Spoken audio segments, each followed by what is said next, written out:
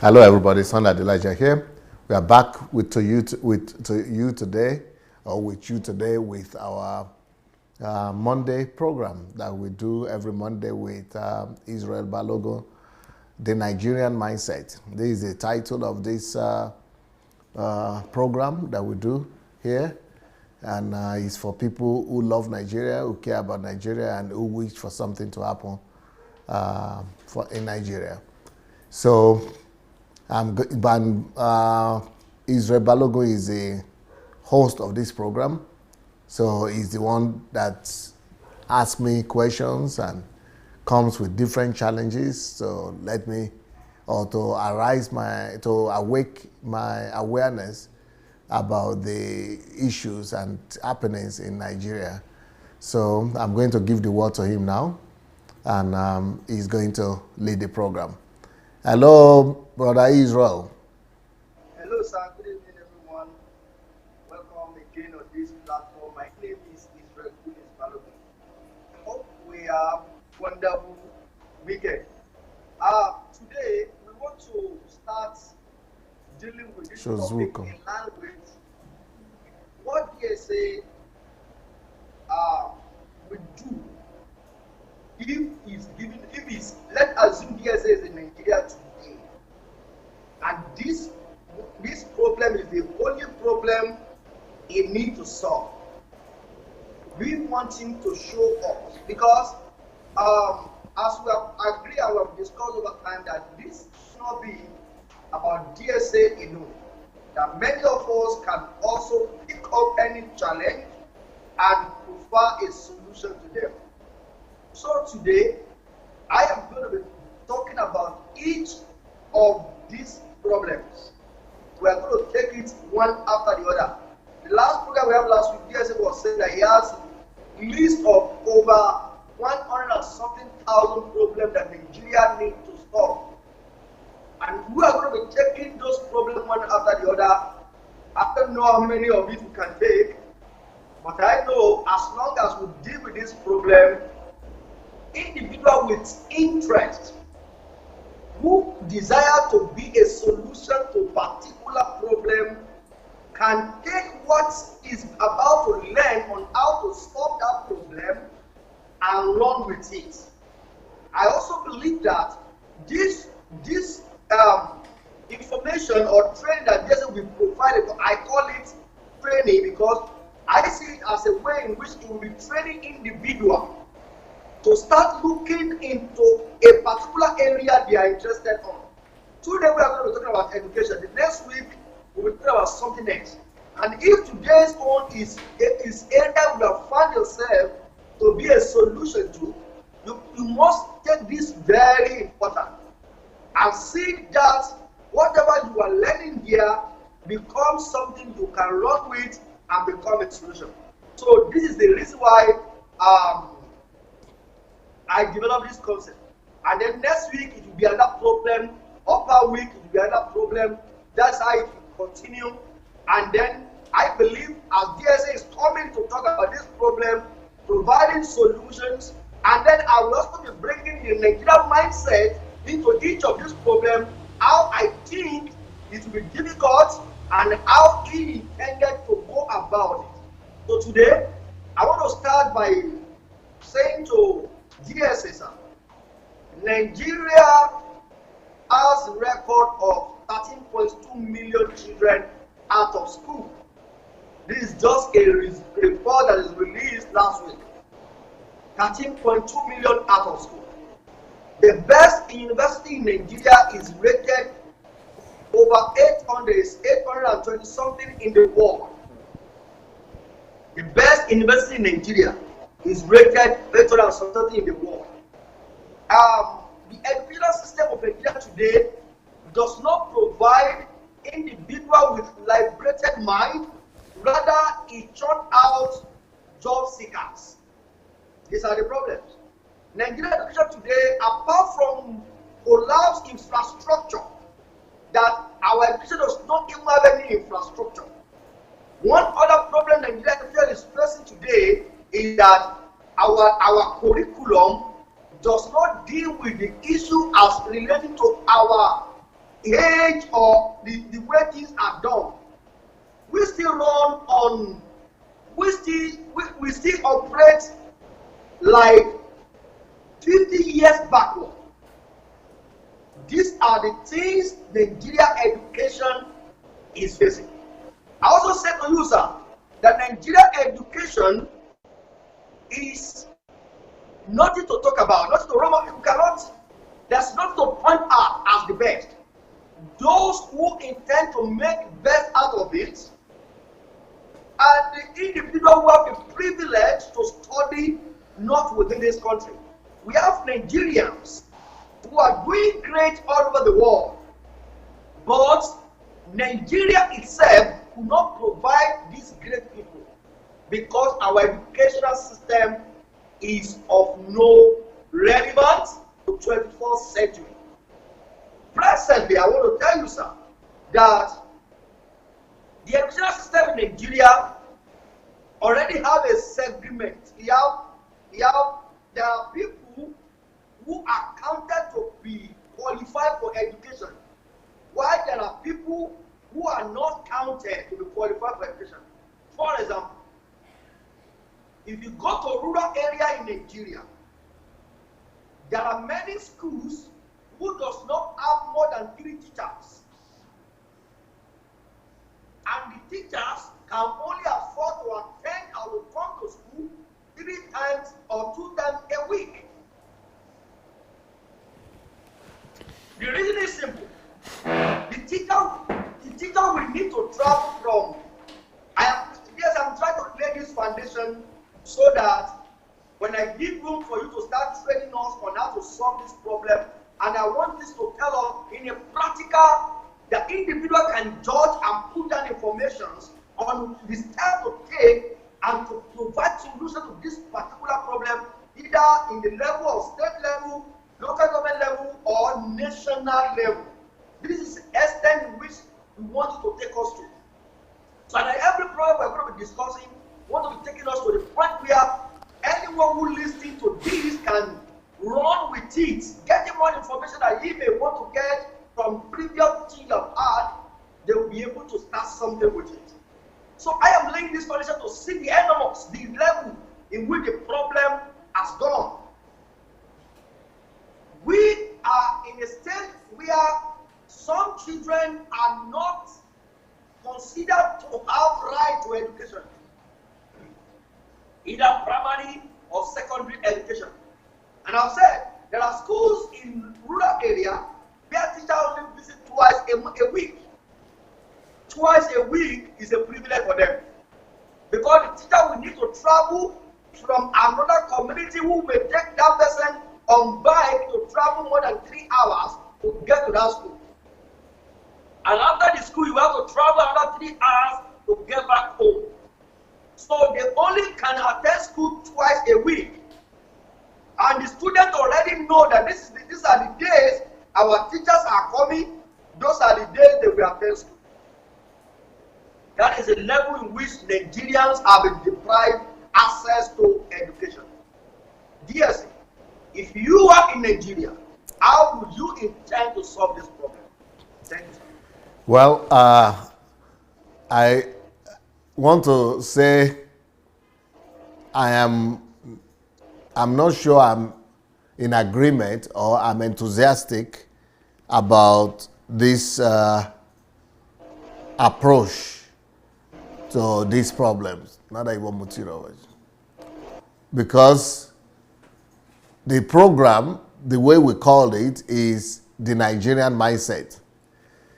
So the way we started is that you are coming to challenge me about the Nigeria I'm coming to and the mindset that is there and how I plan to overcome those mindsets.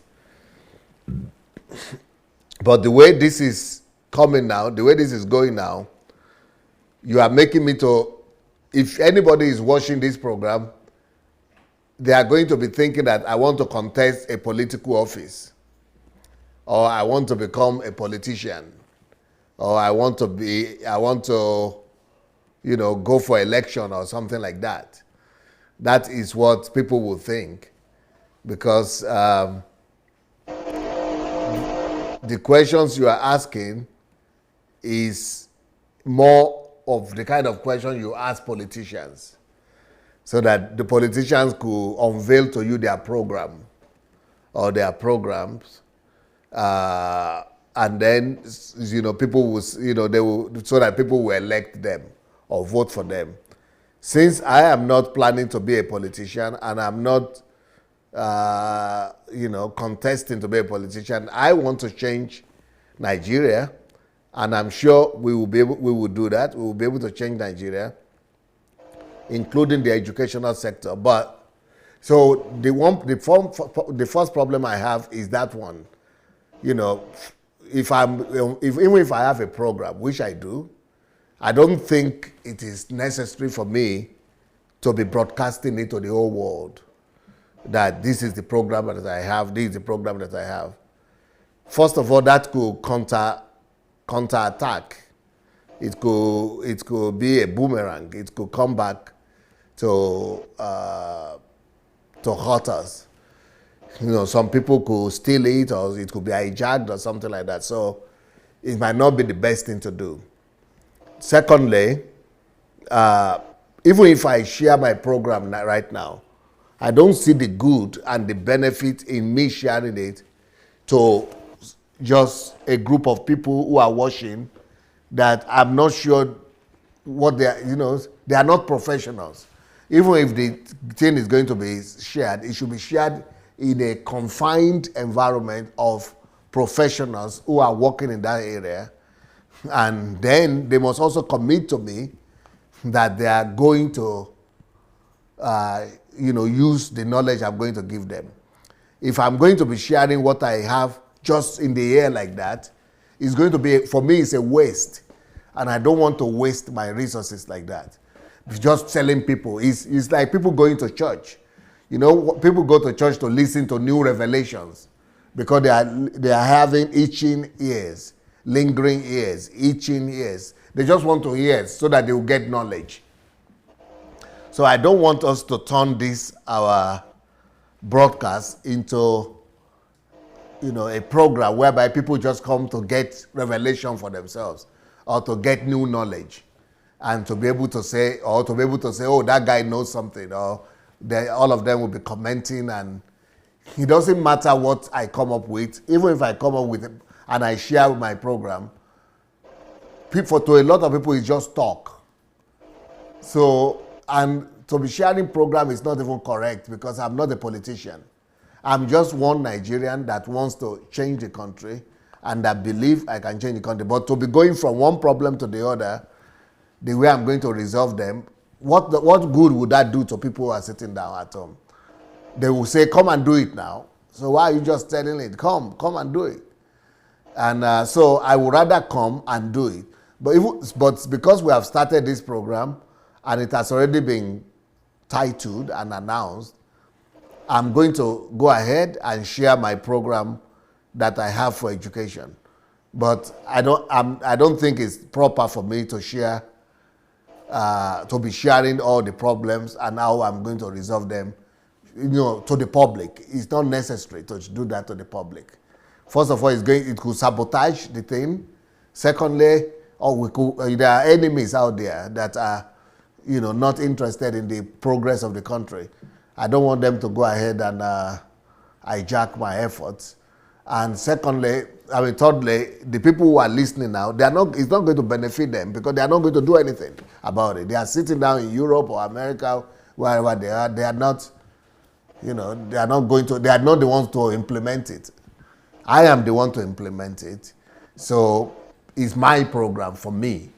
It should be kept close to my breast so that when I'm on ground and when it's time to resolve the thing, then I could begin to do it. People just want to resolve. We should not be naive to think that people are interested in anything else other than the end result. People don't want to go through the process, especially we in Africa. People don't want to know how you want to do it. They just want you to come and do the thing. They just want you to come and do your magic. And even when you are telling them how you are going to do it, system, process, They will be thinking it's just you are just trying to be wise and you are just talking, and then they will be criticizing and everybody will be talking their own. What people really are interested in is come do what you want to do or what you can do. And that's what I want, that's the way I want to approach it. I don't know what you will say in regards to that. What will you like to say in regards to what I just said? Hello, are you listening to me? Yes, sir. Thank you very much, sir. I am so glad. Thank you. Then you are going to take it in another dimension. I will bring out the mindset of the people in the educational sector while you deal with the mindset. Then no further need to talk about the program. Or deal with the mindset of Nigeria educational mindset. You know, the education, this one, we can still do it. I'm just talking about going forward. Okay. Yeah, because I have my programs that I can share today, but I don't want to share further in the future because, you know, it will be giving away too much. And people, you know, I have a book that is say, do not spend the money that you don't have to buy what you don't need to impress people who don't care. It's not just about money. It's the same thing is true about resources, even wisdom. Don't give your wisdom to people who don't really care. And you know, people don't care really. People just want to get the end result. They just want to come and everything is working. They don't care how you do it. So, you know, that's how people are. But since you are asking this for today, I will try to give you two, because you raised two questions. The first question is the 13 point something million that are out of school. What is the program that I have for that? I'm going to show a slide about that I already did, not today or not because of this topic. I already had this. I'm just bringing it out of my back to school set our national slide. So I'm just going to tell my team to bring that one out. Then after that, I will tell you my general plan for education in Nigeria, how to resolve the educational problem in Nigeria, my own plans, my own way of resolving it. So I will start with the out of school children. Okay, so this is my own little presentation. This place is not talking about the nitty-gritties. It's not talking about the details. It's just highlighting the problem, and this is for my partners and my friends that we are working on resolving the issue, especially for the fiduciaries and the financial partners that I'm working with to raise the money that is needed to resolve the problem. So it is for their sake. It is for their sake that I originally did this presentation, so that they will be able to help me raise the money that is needed. My own according to my projections, we will need $5 billion to resolve that problem of, I know we have 13 million now that are out of school children, but I projected for 15 million. Because by the time I get to the grant, by the time I get to Nigeria on grant, probably we are going to be having not 12 million, but maybe 15 million. I mean, not 13 million, maybe 15 million. So let's time. I'm going to read the pages now. So this is get 15 million out of school children back in the school. That's the title of this. So this photograph is very important. I hope people are seeing it. And it was much not tell at Rove name, I can't tell out Mayor's name. Yeah, so this is a very touching photograph here and a slide here. You see that boy? That boy could be as good as Sunday Adelaja, because I used to work as this boy. This boy is working as a laborer, as a petty laborer in construction. I myself know what that means. I used to work just like this boy, like this. There were different kind of works that I did before I left Nigeria at 19. By the time I was 9, between the age of 9 and 10, between the age of 9 and 11, I was doing this job. And it is the most paying job I ever did in Nigeria before I left. And this is bricklayer job. But since we couldn't be bricklayers and we were just petty laborers, and what we would do is that I will go to the site like this, and they will load something in the tray or in the whatever it is, in the pail, and we will be carrying it like this from one place to the other. But the effect of this thing is that it is dangerous for children like this to be walking. This is why UNO and UNESCO has banned child labor. This kind of child labor is prohibited in normal countries, and it's actually prohibited all over the world in every country. No country is allowed to use child labor like this. I was getting 10 naira at that time, 10 naira for a day. For me and my grandmother, 10 naira for a day was a big, big money. And it was paying much more better than the firewood I used to go and carry from the bush. And so 8 hours of work will give you 10 naira. But if you look at that boy very well, that weight, because that is sand or cement weighs very heavy. So that thing is detrimental to the spine, to the spinal cord of those children. So that's why people get to be 40 and 50 years old and they are sick and they are dying. So that thing could ruin the spinal cord of any child, and it could ruin the neck as well. And the bones, a lot of problems could be affected. So this is the kind of evil that is happening to the children in Nigeria. Can you imagine not just one child like this, but not thousands or millions of them are out of school and they have to struggle walking. Some of them, especially in the north, are involved in even more hazardous kind of labor, like going to mine, or in the south, going to do bunkering, and all kind of very dangerous labor and exercises that these children are involved with instead of them to be in school. In my own case, I was lucky that I was working like this only on weekends and during holidays.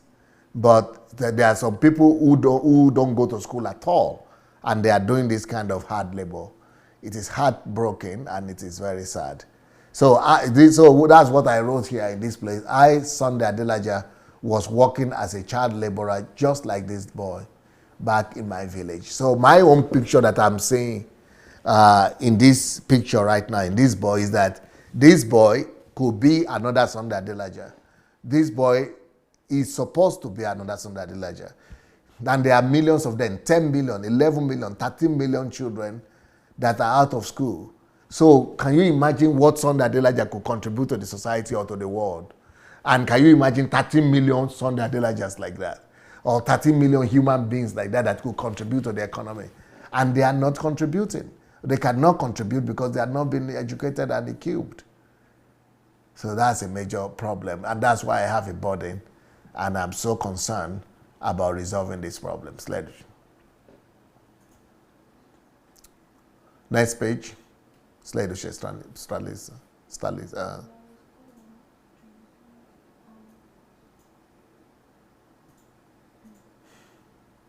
Это следующее. So 1 in every 5 out-of-school children in the world is in Nigeria.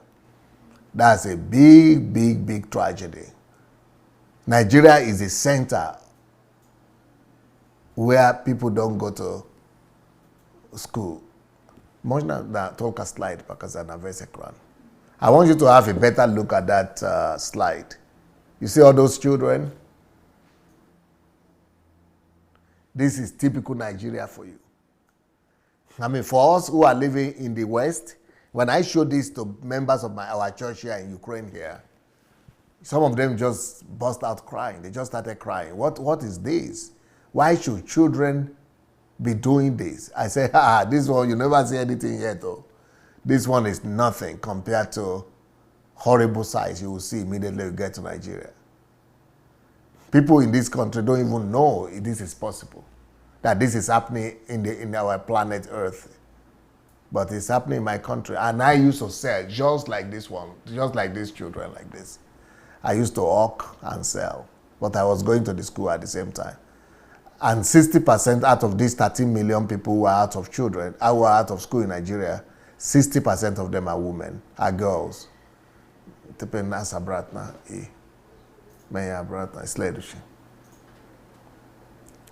So see this one too. And these children are between the age of 5 and 16. Some of, a lot of them are selling, more than a Vesekran. A lot of them are selling something on one hand, and on the other hand, you see all those other children in the north, they are waiting for food. And this is one of the reasons why they cannot go to school. They cannot go to school because if they go to school, they will not eat. That is why school feeding is compulsory. So this is one of the ways we plan to resolve the out-of-school children, Israel, if that's what you're asking. To resolve and to get the children back to school, we must feed them. We must support the program that the government is doing now, and it must be extended to all the schools, especially poor schools. We must make sure that we feed children in school, primary school especially, and secondary school too. That way, they will not need to bother about going to work for food. And their children, their parents also will not need to bother about feeding them at home because they will be fed in school. Sledushe.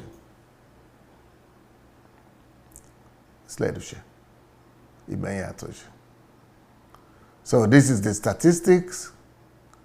Between 13 to 15 million out-of-school children are presently in Nigeria. Look at this photograph. You see, I, Sunday Adelaja, used to hawk this same product because this is like custard in our language, pap, ogi and echo. I think they call the other one echo or something. So these are I myself used to hawk like this. Just, you see these children? That is me. That is as good as me right there. I used to do just the same thing. Just the same thing. And looking even worse than these children that are here. And they are not going to school. And it's affecting them mentally. It's affecting them psychologically. It's affecting them physically too. So all these millions could be given an opportunity.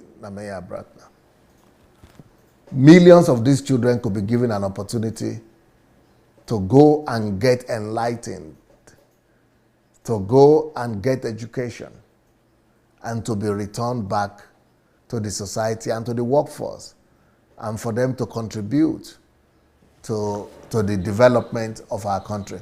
Can you imagine a country where 50% of the people are not even literate? If they are not literate, how can they contribute to the economy? How can they contribute to the GDP? How can we compete with America, for example, where everybody is working? Or with European countries where everybody is not just literate, but if you don't work there, bills are going to kill you. You are going to become homeless. 99% of the people in the Western world are working, or they have worked and become pensioners, or they are working right now. But in Nigeria, they cannot work because they don't even know how to read and write. So they are not contributing to the real economy. And children like this, that is who they will become when they grow up. So it's not even profitable to the economy and to the future of the country. The country itself is supposed to be interested in getting these people to school. But since the government is not very enthusiastic about doing anything about it, they are too concerned about their own lives and their own well-being, then people like me who have gone through this and experienced this, the pain of this poverty and of this deprivation, that's why I've got to take this problem upon myself. And I've got to try to do my best to resolve the problem of, out of school children the best I could. And I'm not shying away from this. I want to challenge myself to be able to take away at least 90 to 99% of all these children out of school, out of the street, and send them to school and help them with the primary and secondary education. So how are we planning to do that? One of the strategies I plan to use is to give their parents, the one strategy I already said it, is to feed the children. Second strategy is to encourage their parents by giving them some subsidies. So if you will send your children to school and make sure that they go to school, they attend the school for the whole year, for the whole semester, we give you some encouragement, we'll give you some money, some finances, so you get some, some points. So by the time your children finish secondary school, we will reward you for it. That your children, you have done a good job by sending them to school, and you are going to get some reward for it. So I think there must be incentives like this to be able to encourage, especially in the northern part of Nigeria. Without incentives, apart from feeding, we must give incentives to the parents so that they know that they have something to gain and they have something to lose also if they don't send their children to school. Okay?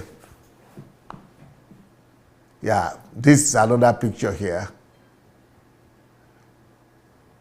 Can we see the full screen of the... You see those children carrying firewood?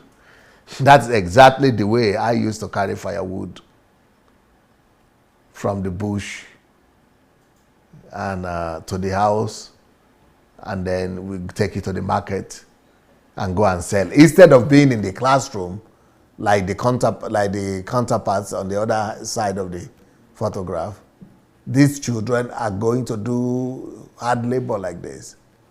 And according to our calculations, $5 billion will be able to resolve this problem. And that's why I prepared this presentation for my partners and my friends, so that we might be able to raise that, they will help me to raise that money. And we're getting ready to resolve that problem with or without the government.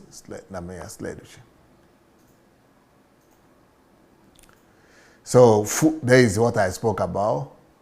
Feeding in school will help to resolve the problems.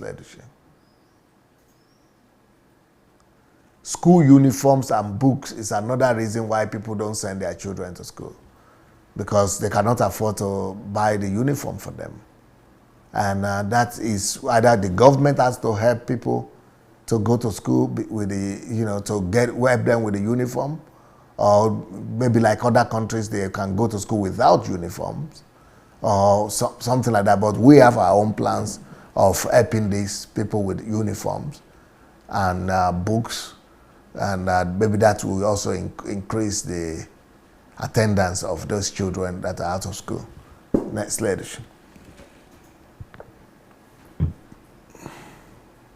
So the money we are planning to raise will also help address the problem of classrooms. If you look at the picture very well, you see those children. This is on the right. You'll be able to see the kind of classroom we are supposed to be having, which is normal classroom. But see the kind of classroom in most part of Nigeria. Outside, no even building at all. That is not the classroom. That is just like primitive kind of stuff. And so we might need to help renovate or construct some school buildings, infrastructure. Okay, leadership. Look at this one. Look at this picture here. This picture here is Emotional nervous ekran. Is look at abandoned bus that those students are using like their library. Can you imagine? This is a library they are using, they have. Because they don't have library in their school. I personally never had a library in our school. I never saw library before I left Nigeria. We never had a library in our school. And I never even saw one. I didn't know what it looked like. Just like these children. They are going to study in that place so that they'll be able to pass. And I see that they must be in the city or in town because they are even wearing shoes and socks. So that's supposed to be an advanced, civilized city right there with shoes and socks. And they don't have library. Okay, sledish. But with $5 billion, we plan to raise that money.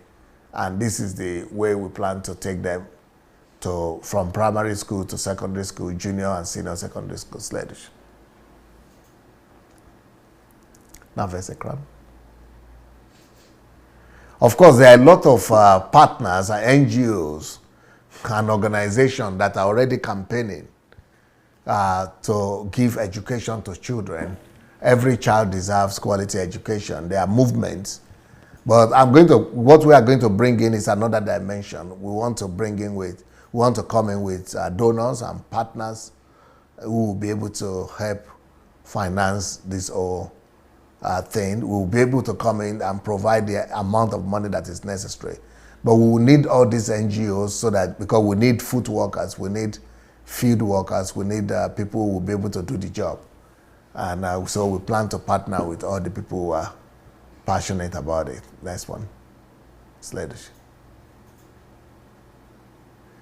So I told you about this, that I, Sunday Adelaja, used to sell firewood with my grandmother, just like these children in this picture. Sledish.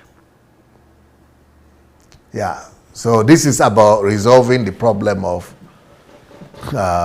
children that are out of school for the love of God, church, and nation. I have another slide that I could show you, but before I show you the second slide, which is going to be about resolving my own strategy to resolve the bigger problem of education in Nigeria. That is the second part that I could show to you. But before then, I think I have to go back to Mr. Israel so that he could tell us what he thinks about. I don't know if you were able to see what I was showing you or not. Yes, I could see. I follow you. I look at everything that you're showing them. One of the things that I have to discover is you are not just talking, you are thinking when you speak. Nevertheless. So I didn't hear what you said. You didn't hear what I said? Say that again, please. I said most time when you talk, you don't just talk. You work with facts. So some of the things you are showing us are things that are so factual and that we can also relate with. But before we go to the bigger picture of how to solve the problem, I want to have this at the back of your mind. Yes, it does. The mindset of Nigerians as it is right now is that education does not worth it. Amidst the youths, teenagers, and young ones, not necessarily at at northern part of Nigeria alone, even in south, southwest, southeast. And let me tell you, many people go to school in southwest as well. They are going to school for the sake of my parents are the one feeding me, I must obey. Secondly, those who proceed to university, they are looking for freedom to get out of the house so that they can do whatever they like with their life. And the question they will ask you when you tell them about need to give attention to education is, who has education helped? For instance, another Yahoo guy will tell you, my elder brother is at home, he graduated 4 years ago. He's still at home looking for a job. So the mind of the people towards education is already by us. Nigerians youth does not see any important thing, they don't see education to be something more important than just having money. I really want to have that also because I'm connecting this to Nigerian mindset. Nevertheless, we are going to be looking at to solve the problem. But the mindset now is already there among Nigerian youth that education is not that important anymore. What I mean education, I also mean that Nigerians does not necessarily want to go to school. Let me use the word schooling. Schooling is no longer important to anybody. The reason is simple. Because our belief about going to school is that you will be able to come out and get a good job. That is the belief. And that's not just what we believe, that is what the school has made us to believe. That's what your lecturer will tell you in class. That study well so that you can get good job. They will tell you for 4 years there are no jobs out there. You need to read very well so that you can get high score, so that you can get good job. That is the belief. And then eventually, what they have made us to believe is not actually there. So we have thousands coming out of school, still going back to learn tailoring, going back to learn a trade. So everybody is giving up on education or schooling. Let me use the word schooling. Everybody is giving up on schooling. Nigerian youth are becoming a fraudster, Yahoo boys, Yahoo girls. How do you intend to handle this mindset as you resolve Nigeria educational system, sir? Yes, ladies, your slide. Okay, I'm going to try to resolve this question by showing the next slide, the next presentation that I have about education. And this is exactly what I believe will resolve that particular mindset that you are talking about. That mindset is as a result of the system that we have on ground right now, which is not working. So I want to approach this by telling you my program, my belief, what I believe is gone wrong, and what I think will resolve both the mindset of the people and the education, the way the education is right now in Nigeria.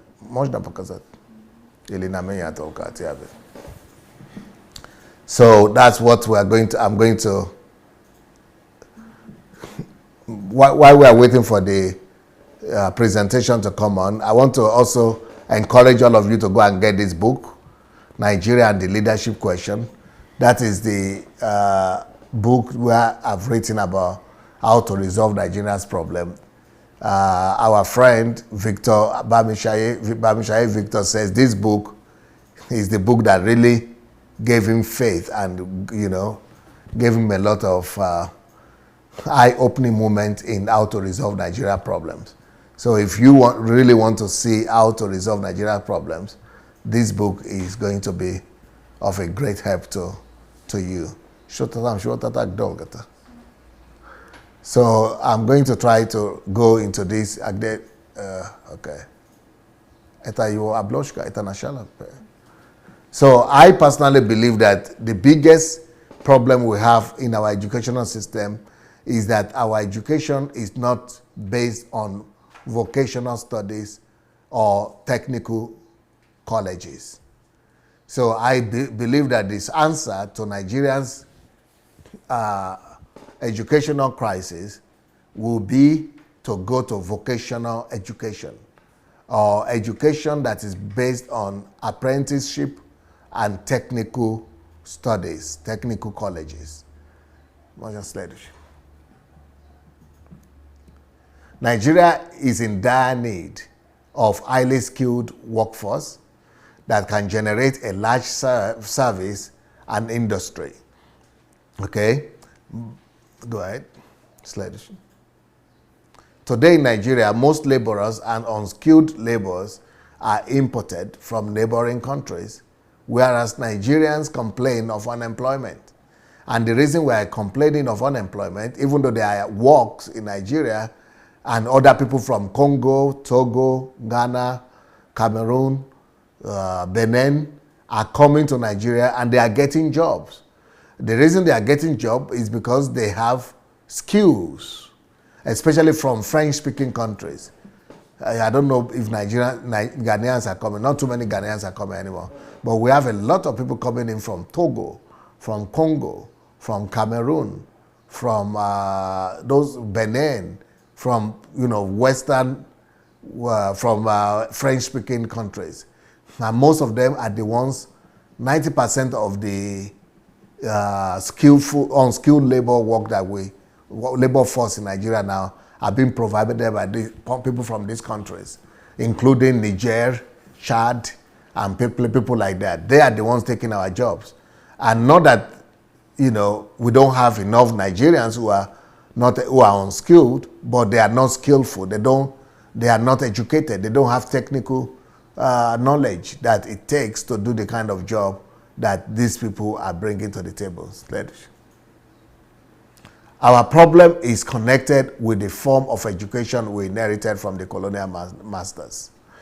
And when you say that, our people say, who has education helped? I understand what they are saying, because they finish universities and they don't have job. But if they had the skills, the technical skills, after primary school and after secondary school, especially after secondary school, then it doesn't matter if they have a job after university or not. The skill will still have taken them through life. So that's why after university, people are now going to learn tailoring and things like that. It's a waste of time. They were supposed to have gone through that stage in their secondary school level. So what I said is that the problem in Nigeria, why our education is in the state where it is right now, is because of the form of education system that we inherited from the colonial masters. So what is this education system that we inherited that is bad and that is giving us all the problem? The colonial masters left us with a form of education which emphasizes the ability to read and write. That is on the primary and secondary school level. So on the primary and secondary school level in Nigeria right now, that is what people see as literacy. That primary school, secondary school is supposed to give us literacy.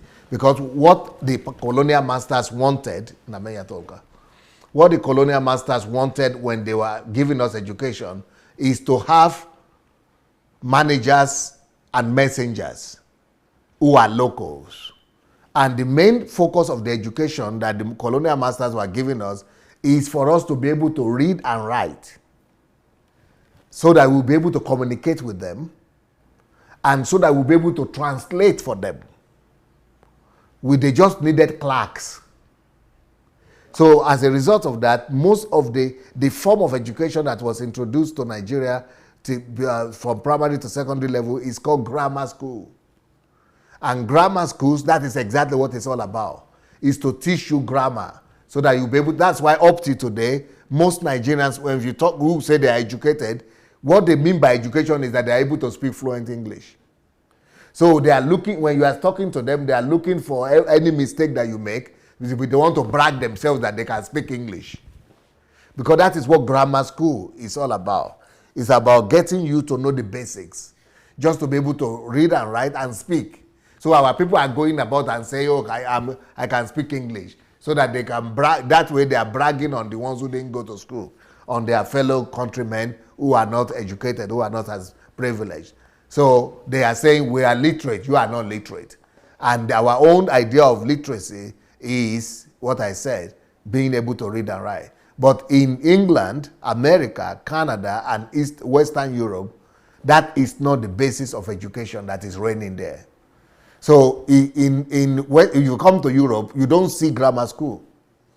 Even in England, where grammar school was started from, you don't see them anymore as many. They are still there a little bit, but they are not the main thing even in England itself. But in America, North America, Europe, you don't see grammar school at all.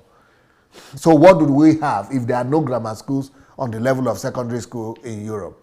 What is it that we are supposed to have? we are supposed to replace the kind of primary, secondary school education we have right now with a new philosophy entirely. And the philosophy we are supposed to replace it with is to say, just getting to read and write. That is for primary school. But at the level of secondary school, we are supposed to have vocational schools. Vocational schools. So that nobody can say he has finished secondary school without having a skill and without having having gone through apprenticeship, or without having a kind of vocation that he can work with and make money by. No way dash.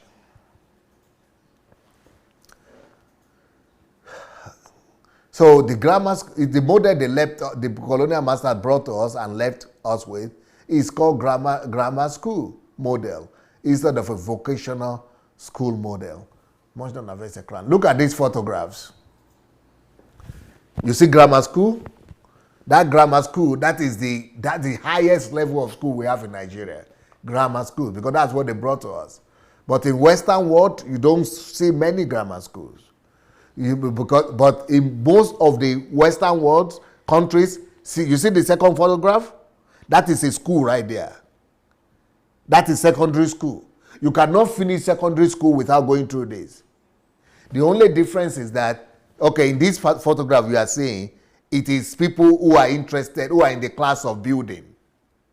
So they are taught the vocation, the skills in building. There are some people who will do other kind of things. Like mechanical kind of things, for example, like car repairs and things like that. So by the time you finish school, you can handle anything. Primary school, secondary school.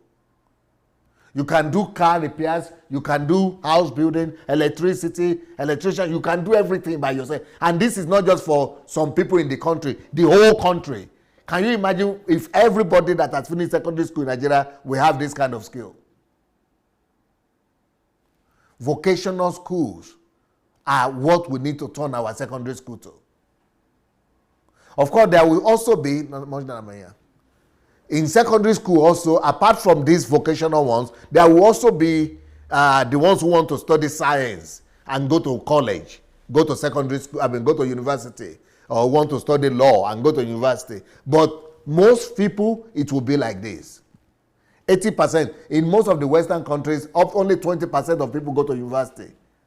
80% of them are doing this kind of job. They are going through apprenticeship. After secondary school, they have the basic knowledge, then they go to colleges. And the colleges are the ones that are supposed to now teach them the apprenticeship so that they work with a master. And then they go, that's why most of the bankers in America and the world, they didn't go to universities. They went to commercial colleges and commercial banking schools, which are just their own, that is what they call vocational education. So for you to become a banker, you might not need to go to university. You just need to go to your vocational banking school after going through vocational school like this. For you to become an engineer or to do something, an electrician or things like this, you don't necessarily need to go to university. You only need to go to secondary school where you have vocational education like this, and then you go to a college where, that is in that direction where you now go to apprenticeship. That is what must change in our secondary school and university kind of education. Okay, go ahead, slide the sheet. So that is on the level, what I've spoken about so far is on the level of primary, secondary school. Now let's now go to the second level of education that we have in Nigeria. In Nigeria, apart from primary, secondary school, we also have tertiary institutions. That is like higher education, higher institutions. So, like I said, that we have inherited the wrong model from the military people, from the colonial masters. So I've already explained to you what they brought to us, what the colonial masters left us with in regards to primary, secondary school. Now let me explain to you what they gave to us in terms of tertiary institutions, or what they call it, higher education. So the higher education that they brought to us in Nigeria mainly is university. That is the only more understanding that we have in Nigeria. University education is everything. And that is a problem. What does university education do? And what does university education produce? Because Nigerians don't have an idea about this.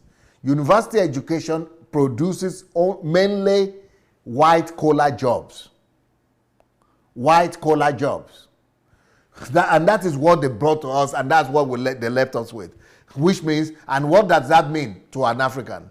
To an African, to finish university means I finish university to look for job.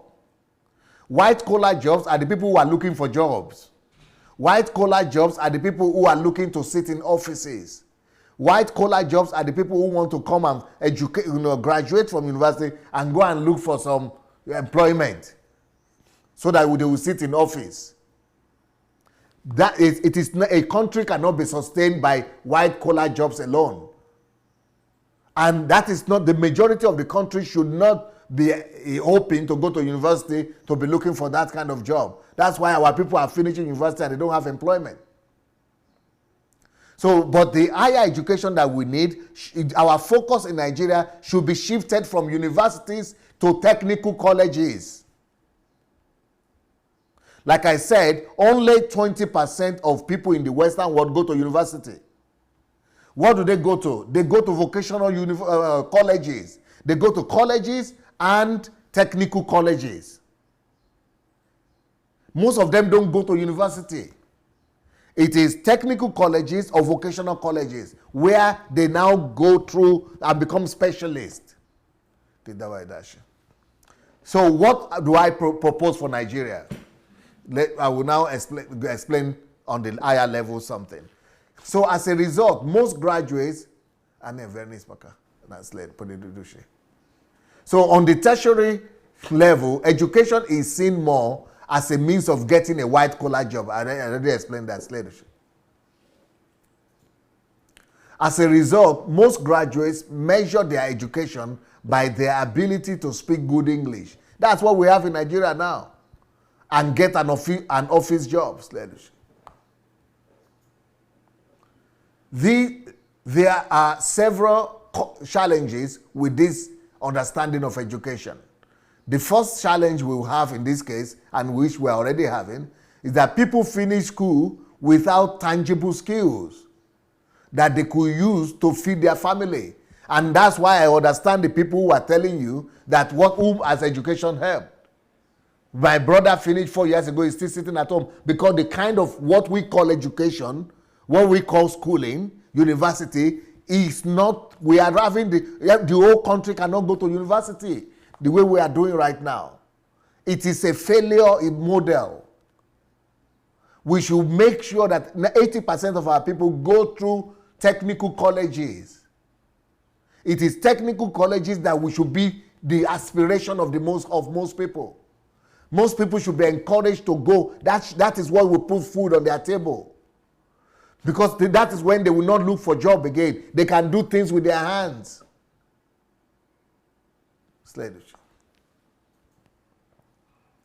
The attempt to bring in correction through the junior secondary school and senior secondary school model still ended up a failure because the schools have not been reorganized to emphasize technical skills and vocational development for students. So our secondary school need to be totally rearranged. Let's see the picture here. This is secondary school here. See the photograph. In our own secondary school, you just sit down like this. It's head knowledge, theory. That is why even in our own engineering classes, people will finish engineering and they will not be able to do anything because it is head knowledge. It is only theory. But our secondary, especially junior secondary school and senior secondary school, this is my proposal. Junior secondary school and senior secondary school must be reorganized to become like this. At least senior secondary school. I have the details. We could discuss the details later on. But this is what school is supposed to be like. You cannot say this person who is on the right, finishing this kind of school, and the person who is just sitting in that auditorium, just listening to theory, you cannot say two of them went to school. No. The other one didn't go to school.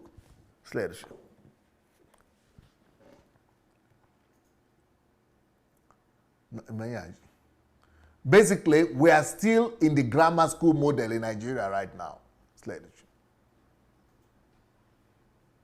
There are two ways to resolve this problem. One way of resolving this problem is to change the secondary school model being practiced in Nigeria today to emphasize, to turn it to technical skills and vocational development schools. Just like these ones we are seeing now. Can you pull the ecran? These are the way secondary schools are supposed to look like in our country. Junior secondary school and senior secondary school. This is the way it's supposed to look like. That's what they call vocational schools. You see, look at this one. If we have a secondary school like this, then everybody will graduate with skills. Why should somebody who went to this kind of secondary school look for a job? You don't need to look for a job again. You already been trained, your hands have been trained to know how to do things. Even while you are still in school. The same thing with technical colleges. This is the way technical colleges operate. Only in secondary, in the technical colleges, they have become more skillful. They have gone through the process with a master. They have gone through the process of apprenticeship. They have now become masters. So they have certificates.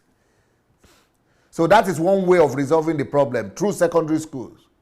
But apart from that, the second way of resolving this problem is through a campaign, propaganda, and legislation to make the whole country be looking not into university anymore, but to redirect the attention of our school, primary school, secondary school graduates, that the only way for you to put food on your table is to go to technical colleges. We need to begin to lift the authority of technical colleges in our country. Another way of resolving this problem is to popularize technical schools as alternative to universities, which will emphasize apprenticeship, focusing on technical skills and vocational development, just like you see in these pictures. This leadership.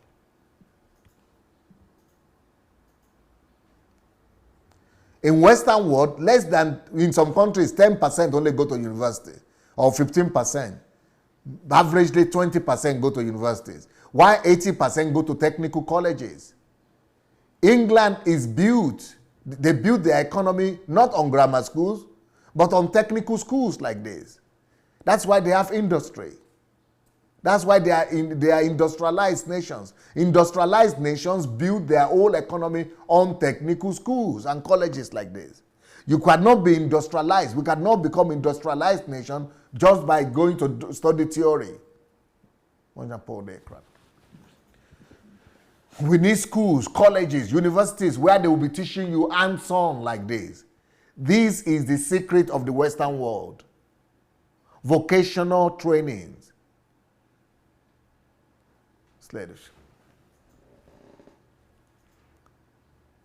So what is my own plan?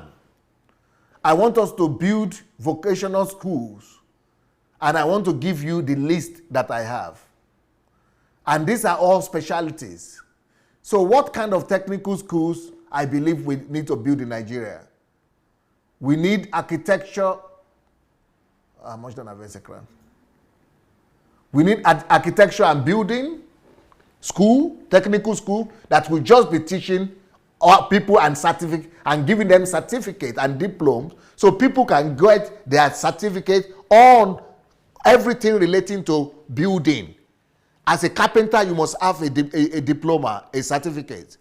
As a plumber, you must have a diploma. That is what they have in this country. You cannot do any building work without a certificate. So we need a technical college that would, that will only deal with all architecture situation and give people certificate on architecture and building, automotive and vehicle trade, aviation, building and construction trade, brick and block laying. Brick laying. It's supposed to be brick laying diploma. It's supposed to be brick and block laying, or brick, you are supposed to have a diploma and certificate, even if you are doing brick laying. concrete technology. Even to mix concrete, it's supposed to be a diploma on its own.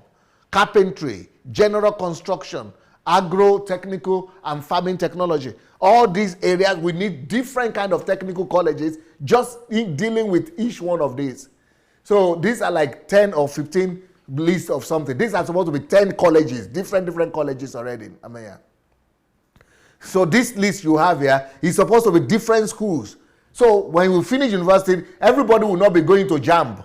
Do you know the crisis in Nigeria because of JAMB? Everybody is failing JAMB. Why? Because they don't need to go to JAMB.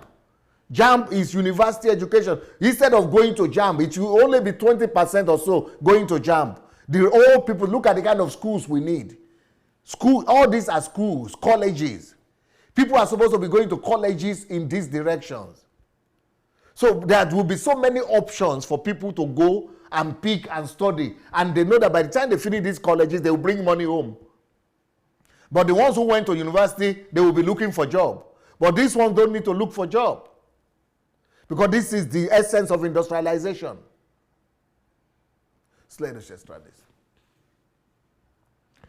Napone. You know, in this country, plumbing, there is a school for plumbing alone. College for plumbing. There is a college for roofing.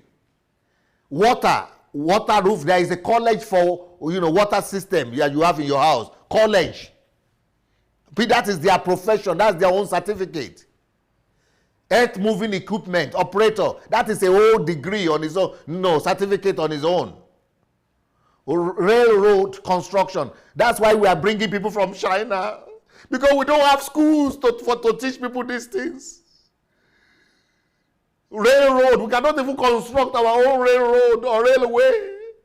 Because there are no colleges for them. Everybody is going to university. Digital imaging. Everybody just doing their own thing. Those colleges that are just teaching these things. External works and landscape. Landscaping. That's supposed to be a school on its own for landscaping. Furniture and furnishing. That's a different school. Instead of everybody going to university that we are doing today, everybody say, I failed JAMB. You don't need JAMB. These are the kind of schools we need to. Waste management. That is a whole school on its own. That people are just coming out with their diploma and degree because they have finished waste management, for example. So everything is dealt with. All the problem that we're having, we have specialists for them. That is the essence of technical and vocational schools.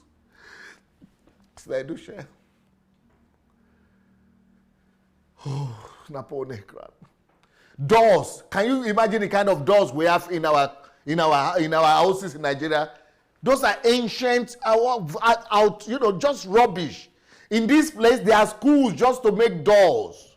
Colleges just to make windows and doors. Fire protection. There are people who are just specializing in that. Marbling. How to use marble to do all kind of marble work. It's not like just this kind of people who are coming from the street, from the village. That is a degree on its own, a college education. People are trained to do marbles, graining, painting. Not just everybody just go and buy paint and begin to paint anyhow he can. That is school. For anybody, you don't need JAMB for that. You can just go and get skills. Painting and decoration, tiling, to lay tiles. You know people who are laying tiles in Nigeria? They don't know, they are not skillful. That's why our finishings are so bad. I've gone to houses that are costing $2 million in Nigeria, $3 million, $5 million. But the tiles, the way they put the tiles and the finishings are horrible. Because there are no schools teaching our people these things. Maritime schools, colleges, construction trades, health and safety trades. Those are colleges, diploma, civil and structural engineering. Those are diploma colleges. Electrical, electronic, and electrotechnology. These are all colleges just teaching these things. Yes, please.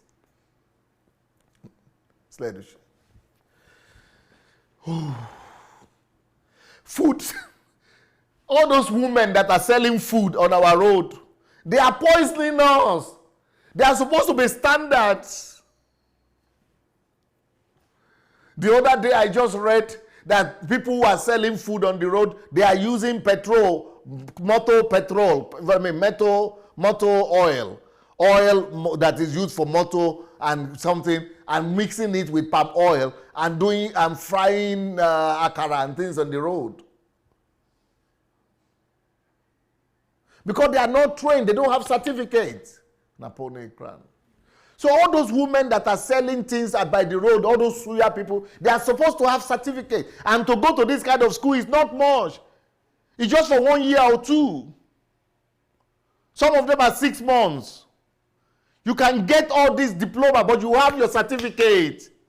The whole country is supposed to be going to this kind of schools everywhere. You don't need to go and sit in those universities for 4 years for nothing. Footwear production. All those people say, I do shoes. You know the way people who are doing shoes in Nigeria now, in Aba, do you think they have any degree of diploma? Of course, they are just doing it on their own. They are supposed to be certificated and, given diploma and be trained properly. There are schools in this place just for shoe wearing colleges. That's just the only thing they do. They are supposed to be sent to those kind of schools. Mechanical technology and trades, that's a school on its own. Real estate and valuation. A lot of people in Nigeria are doing real estate. Ask them what school they finished. Where is their diploma? Here, there are colleges for valuation and real estate. Colleges. Many. Security and locksmithing. Lock. The lock you have in your house. Lock. That's a school and a college on its own. Allied health services, surveying and spatial information, those are colleges. Media, irrigation specialists. In Nigeria, everybody is just going anywhere where he's lucky. But these are schools. We are supposed to have them in the hundreds, in the thousands. These kinds of schools, colleges are supposed to litter the whole country.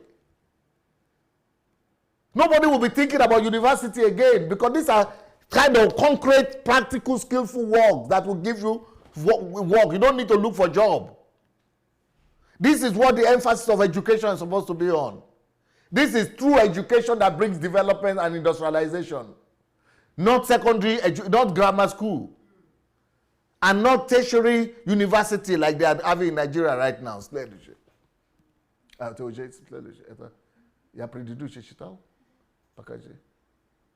Yeah. Irrigation specialists, irrigation on its own. All those gutter you have, nobody is managing them. Because there are no irrigation, even in farming and something. No, people are not trained. We need to introduce this apprenticeship and technical skills into, either we introduce them into our primary and secondary schools, or we refocus the whole attention of the country to technical colleges as alternative to universities. That is how I see that we could resolve the educational crisis in Nigeria. These are the things that build a nation. Every civilized nation owes on to technical schools and vocational development. I believe if we need to build a new Nigeria, we need to make sure every state has at least 10 to 100 of these kind of different colleges where people are just getting skills, diploma and certificates. If we can do that, then we are on our way to true industrialization in Nigeria. So that is what I personally believe must be done to reform our educational system for the love of God, church, and nation. I have to come back to you, Mr. Israel, because I'm done. Maybe I should also give opportunity to people who want to call. If you are watching us right now and you would like to call to this program, please go to Facebook Messenger, look for Move Agents Matic, and then sending your, SMS or, text that you would like to call. Just sending your message that you would like to call, and we will call you back. But this is, but Mr. Israel, this is the last time I'm going to show you my program, because I don't want to waste my, some people, I don't know, people are going to be fighting it, a lot of people will be criticizing it, some people will be doing all kind of things. This is just the only time I'm going to do this. So we are just going to focus on mindset.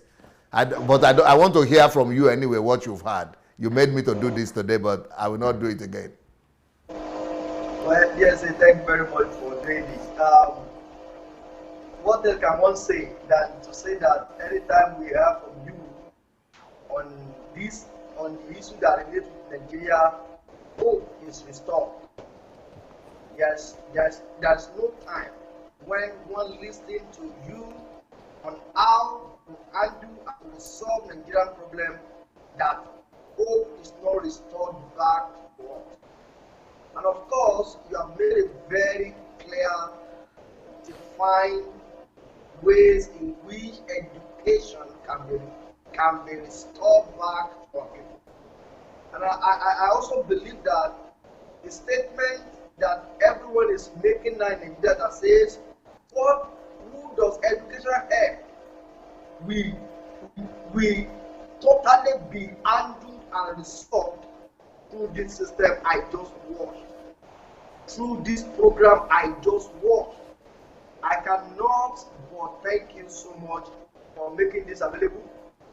In as much as we are going to stay on Nigerian mindset efforts, I know today program, anyone who have common sense, who have brain, who actually have brain, who think this what you just share is something to criticize. Then he has time must be Socratic hope. Honestly, I'm just telling you. There must be Socratic hope. Has anybody ever tell us this kind of a thing before? Have you ever asked somebody, the whole minister of education in this country cannot even imagine what he just explained? He cannot even give us such a resources. So to me, you have just restored hope. You have just made us to see that hope is not lost anyway. We don't actually know how to do or what best to do, but the moment because what I just saw, if that kind of a thing is right here in Nigeria, I can tell you, you have energetic, determined, ready youth who are going to take the challenge and they are going to make something great out of it. I can tell you. Nigerians are passionate about that. If they see any opportunity, they go all out for it and they make something great out of it. But today, because they have lost hope in education because all we have been given is just to gain a white-collar job and to go out of school and say, I have a certificate, and that's all. And everybody wants to say, I'm a BS holder, I'm a master's. Now, what is really nice is master's. The moment we finish serving, we go for master's, just to brag about the fact that I have masters. And eventually, after the master's class, we discover that you have not even developed any skill. Thank you, DSA. I am most delighted. And I think you have done justice to the topic of today. There's nothing more else for me to say than to say thank you very much, DSA. And everyone who wants to call in can start calling in now. Thank you, sir. Thank you so very much. Thank you so very much, Brother Israel. I want to challenge everybody that's watching us to go and get this book. It will really open your eyes to the history of Nigeria. This book here, Nigeria and the Leadership Question, is about history of Nigeria and how to fix and how to build the future of Nigeria. The latest book I just released, Argentina, is called Forget About Marriage. Ladies, forget about marriage. Build your life. I hope ladies will take this book serious. At least go and read it, because this book is going to, of course, blow your mind first of all, but it will also restore you back to you the dignity as a woman and as a person before thinking about marriage. It doesn't say don't marry. It just says, put your priority right. Build your life first before thinking about marriage. Let's see if we have callers. If we are going to have callers, let's try and get them to come to the program. Meanwhile, for those of you who have not yet joined the mentorship program, go to sundayadelajablog.com/mentorship. You can join the mentorship program. And those of you who want to read my books and get it in Africa, in Nigeria, you can go to the website that is called DSA Books Planet. One word, dsabooksplanet.com. I think we have a caller. Hello? Yeah, hello, DSA. This is Olarewaju Moses. Olarewaju Moses, welcome, sir. Yeah, thank you so much, DSA, and thank you, Brother Israel. I just want to share my knowledge, and also want to thank you because when I was in Nigeria, I said this story when we are celebrating your birthday, and I said when I was in Nigeria, I went to Polytechnic of Ibadan and I couldn't finish, and I tried a lot of things, but my friend told me to go and learn a plumbing work. And I learned this plumbing work, DSA. And for 2 years, and I am proud of it before I left Nigeria, because in 1 year, I can be able to save 1.3 million. Wow! In my account. In 1 year? In 1 year. My God. I have 2 accounts. Current account and saving account, and the current account and the saving account. In my current account, I have 1,030,000. In my saving account, I have 300,000. My God. This current account, I call it like this is whatever that come an emergency. Like I want to buy land, I want to build house, I want to do that is I don't touch it. And in my saving account, that is where I take money to my parents, to give people's money, to do my own whatever that I want to do. And when this American come out, I didn't borrow money from nobody. Even my father was asking me, how do you going to go? And I say, I'm going to go. I'm going to travel to the United States. And I travel with nobody's penny. And when I get to the United States, after 6 months, I went to Unifree School, where I went to learn electrician and plumbing for 6 months. And after I finished, and I said, I still want to go further, I went to Associate Technical College for 2 years, and I get my diploma in telecom technician. And after I finished, they sent us to 3 companies, American, one of the companies, American heater and cool company, and the second one is boat. So I rather go to that boat, because that boat is a boat telecommunication company, where they hire 10, because they send us 10, and that boat company, they hire us immediately. That day they send us there, they hire 10 people, and they started with a good pay, with $25 per hour. And I am proud of the DSA. I'm not ashamed to say this program today. And when I was doing this in Nigeria, all my friends that I left in Ibadan Poly, all of them were coming to me and saying, oh, why are you doing this? Why? I said, I have no option, I have to do it. And this helped me a lot, even to where I am today. And when you have shared this program, I was so happy, because even my brothers and sisters, when I tell them, my brother that finished from secondary school like 5 years ago, I told him to go to Don Bosco Technical School to go and read, to just go there and learn something. But he said no. He said he wants to go to university. He didn't call me for like 2 years. He said he was saying a lot of things that I'm a bad person. Now and I say, you want to go and you want to be a doctor, you want to be this and that. So many people like that, when you encourage them to do what you are just saying, they don't want to listen, because they copy people. They want to go to university, they want to be a lawyer, they want to be what they know that even the one you are telling them is going to help them, they don't want to listen. So that's why I said I need to share my knowledge. I need to thank you for what you say today. Brother Israel, that brought this program, the Nigerian mindset. So thank you so much, DSC. That is what I have to say. Beautiful, strong, powerful. Wow. That is a confirmation of all this teaching today. Wonderful. Thank you so much for Thank you so much. calling.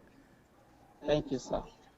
This is the future of Nigeria. If Nigerians will embrace this approach and this solution, our country will not just grow and develop, we will come to industrialization quickly, and our people will not be jobless. We can resolve the problem of joblessness if we will only embrace this approach.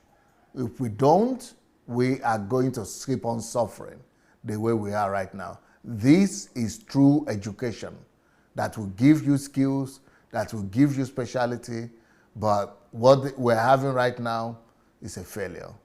Hello? Hello, good afternoon. Good afternoon. Who is calling, please, from where? My name is Kenny. I'm calling from United Kingdom. Kenny? Kenny Kenny, yeah? from United Kingdom. Kenny or... Can you hear me? Is it Kemi or Kenny? Kenny. Helen. Kenny, Kenny. Kenny. Kenny. Okay. Yes. Welcome. I've been calling Saints for some time now, but I've stopped Yes. for quite a while. Dear sir, I really appreciate your program. It's really an high hope now. And I like the angle where you took it from. But I would like to take it from another angle. Yes. I think what we need to start with the primary education first. Yes. The primary education is too theoretically based, just like this tertiary institution you're talking about. I have my children that goes to school, and most times when they come back home, they do practical things in school. They make learning to be fun. In the primaries that we go to, when I was back home, someone like me, I don't like school. Because it's like, they're just telling us, cram this, the teacher will come, cram this, cram that. We don't feel the effect of what we're learning. I don't know whether you get what I'm saying. Very well. Like my children, when they talk about the historical things in United Kingdom, they talk about castle, different places. I mean, they go on school trips where they take them to this kind of places for them to see and have a feel of what they are learning in school, in the walls, in the classroom. We need to change the way we teach, even starting from nursery, the way we teach our children, starting from the nursery. It makes education to be fun. We need to make education to be fun, practical to us. Somebody that's been, when I was in school, I went to University of Ibadan. I have people that study computer science, they never see computer in their life until maybe later after they started working. Do you understand what I'm saying? Sad. We need to start from the primary education. I mean, United Kingdom now, as you rightly said, most of the people, they don't go to uni. Most people, is either the kind of courses they did it when they were in school or when they were working. There's a thing that is called, they call it MVQ. They said National Vocational Qualification. People do it when they are working, and in that they acquire knowledge. They grow from it. They are working and they are learning. We need to take that back to Nigeria. People need to know that. It's like you are saying, people need to understand something, that it's not only university that when you have certificate, that's university certificate, that's when you can be set for life. No. Our parents have missed that. We need to reorientate ourselves that no, it doesn't have to be university. There's so many people that went to university and they have nothing to show for it. They can't even defend their qualifications. They can't defend their certificates. We need to go back to our primaries first. Change the way we teach our students, our children. Let learning be fun. Let's create an atmosphere of fun.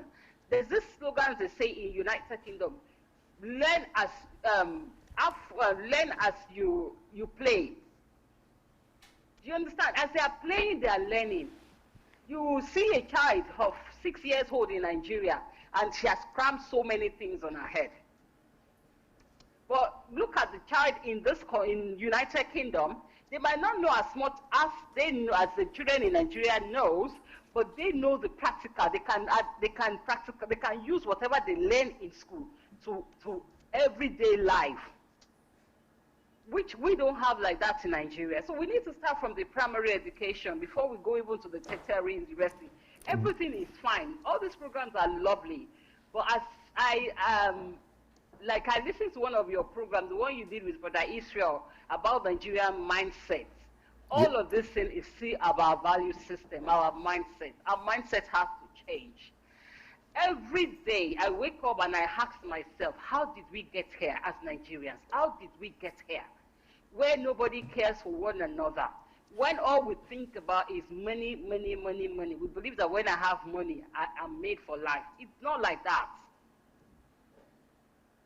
We need to reorientate ourselves concerning some things. Everything is all about money. There's some things we need to get back to where we were. We need to go back to the basis. Starting from our children. You see a child in Nigeria and little things, you test them with little things and they fail. Nobody understands anything about being truthful to one another, about loving their next door neighbor. All we do is that we suspect one another. I don't know whether you understand what I'm saying. Beautiful, beautiful stuff. Beautiful. Yes, we need to start. Like someone like me, I'm into health sector. I'm studying I'm working at the same time. I'm studying to be a manager, and at the same time I'm working. Even though I have my certificate in Nigeria, I'm not using it here because I don't feel it belongs here. So I have to start from the scratch. I have to start learning about all these things, and I'm applying, and at the same time I'm still studying and I'm still working. So that's what we need to practicalize in Nigeria. Our colonial masters that say, oh, you have to go to university. It doesn't stop, or it doesn't have to be university. All the vocational things that you said, I'm just buttressing what you are saying. We need to inculcate it. We need to get our value system back. Beautiful. You, it's nice talking to you, sir. Beautiful stuff. Thank you so much, Sister Kenny. I remember you used to call. Yes. Thank you so much. Blessing. Yeah, bless you, sir. Yes, sir. Bye. Oh, wow. Yeah. I hope that these people will take this serious, but I don't want to be sharing my plans with the whole world like this. You know, I just want to keep it to myself, and I'll be working. I know what I'm doing. I'm getting them ready. I know the time will come. I'm not just sitting here doing live broadcasts. No, I'm developing these things every day. I'm developing a new system to resolve another problem, a new strategy to resolve every problem that I will encounter in Nigeria. Good evening. Oh, hello. Hello, good evening. This is Abigail from Holland. Arabio, how are you, my sister? Welcome. Fine. Sorry, this is so funny that I'm online. But yes, I just want to bring my own contribution. Yes. Yes, exactly. Like for me, I'm a cultural anthropologist, and that's what I'm studying as development sociology. Yes. So during my studies, I learned a lot about different culture and everything. And you know, for me, I live in Holland, so but I don't really see the problems around me. So like around maybe like last year, I was feeling like, okay, I want to do something from Nigeria, this and that and the other. I didn't know about all the problems that were actually going on there. So last year I went to Nigeria, only 1 week, because I went via my church, I went there. And I mean, after that whole experience, I was there with some of the pastors from Holland, and they were Nigerian. They grew up in Nigeria. And they were so, I was telling them, wow, yes, I really want to, you know, develop Nigeria. I want to do this, I want to do that. And any Nigerian, even when we were there and here, they always discourage me. They always discourage me. You, that has not even grown up in Nigeria, because, you know, I didn't really, that was my first time that I even went back to Nigeria in my 28 years. So I am also young. So they were telling me I can't do it. You know, sometimes I will talk to people about it, that I have so many ideas, and they will always discourage me.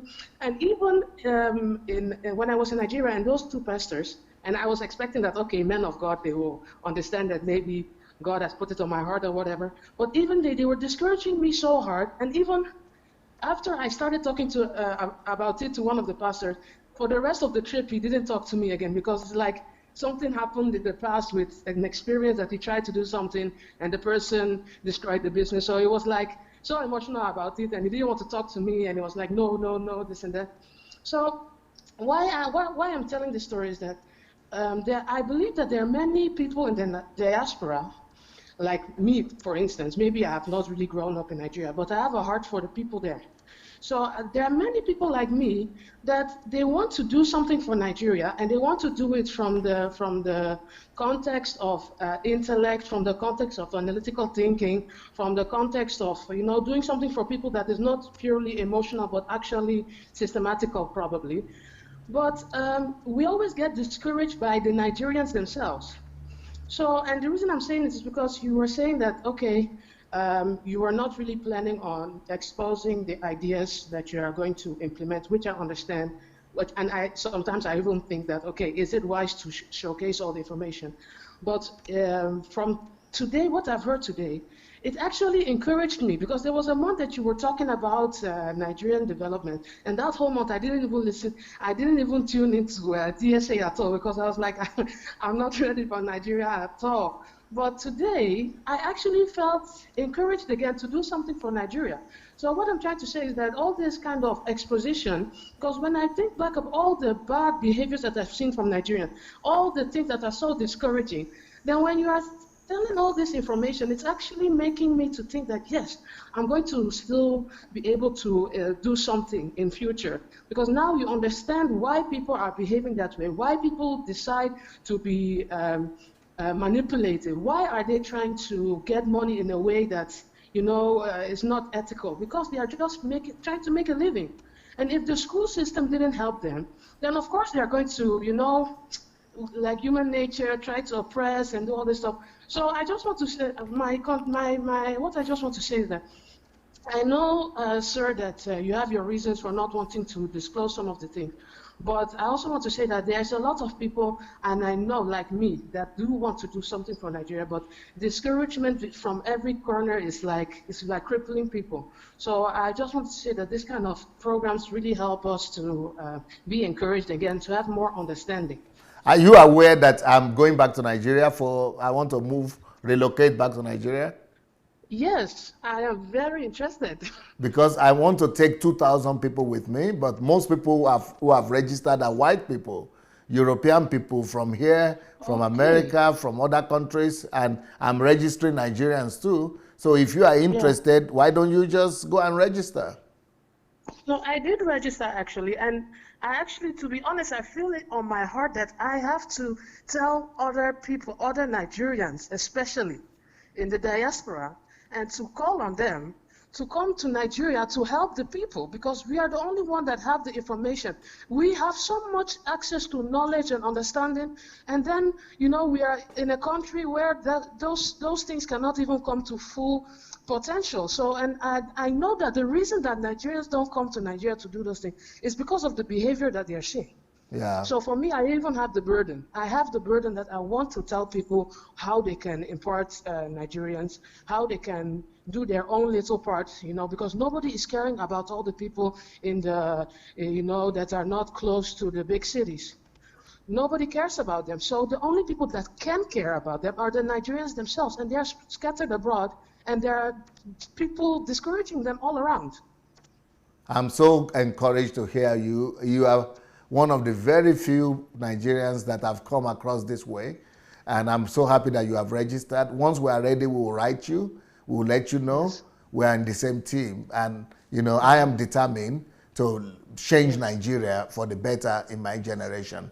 And we need as many people as possible to do that. So welcome to the team. Thank you. Thank you for leading the way. Thank you, my dear. Thank you so much. Blessings. Yeah, bye. Okay, bye-bye. Wow, that is good. That's very encouraging. That is the problem. A lot of our Nigerian people, we are killing our Nigeria because of our hopelessness. There is a book that I have that is called The Death of Nations. Please, you can put that book as well. The Death of Nations. The attitude that Nigerians have right now is more deadly to the country than even the evil that is happening there.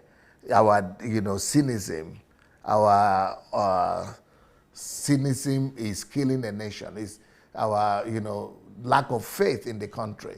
And cynicism is what we are using to kill our country. We are killing Nigeria because of lack of faith in our country and the negative talk, the cynicism that we are experiencing and we are, expressing in our talk. I mean, somebody went to Nigeria to do something and we are discouraging him. We are discouraging her. The Death of Nations. Yes, this is the book. I would encourage most Nigerians to read this book. Then we will be able to see that our attitude, how we talk about the country matters. And that's why the country is failing. Some people want to come and help the country and you are saying they shouldn't come. That's what leads to the death of nations. Cynicism. See why countries fail. That is why countries fail. And I only hope that people will read this book. I think we have a caller now. Hello? Yes, hello, dear. Say good evening, sir. Yes, sir. Who is calling from where? Is that Peter from Belgium? Yes, nice to hear from you, Peter. Yeah, good evening, dear. Thank you very much for the time, your sacrifice for all the work that you are doing. When I'm listening to you, anytime I'm listening to you, I feel very, very happy, very exciting, very hopeful, and very blessed.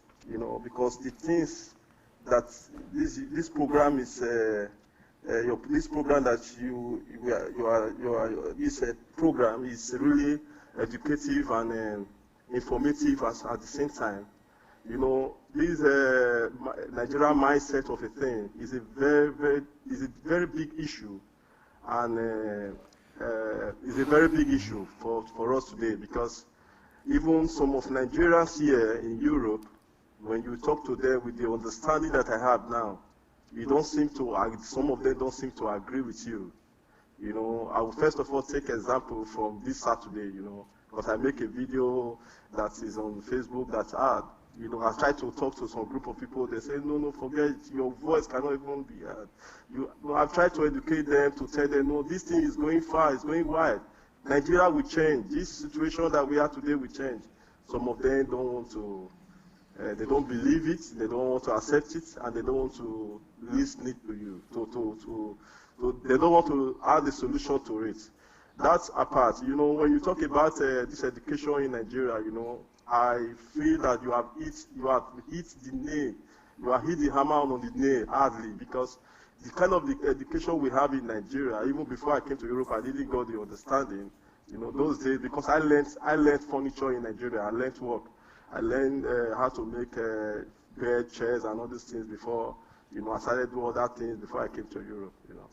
So just to cut a long story short, when I came to Europe, when I was looking for work after I got my papers and everything, the first thing they asked me in my company was, what did you do last? What was the work you did in your country?